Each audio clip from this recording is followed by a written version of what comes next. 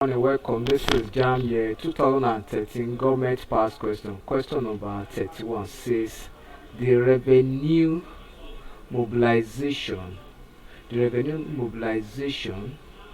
allocation, and fiscal commission is statutorily empowered to determine the remuneration of dash.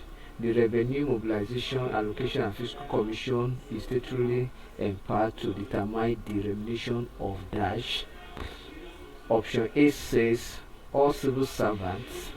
B, only elected representatives. C says political office holders. D says employees of public corporation.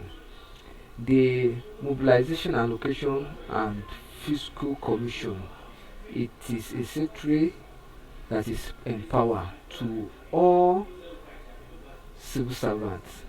They are in charge of all civil servants in the Federation of Nigeria.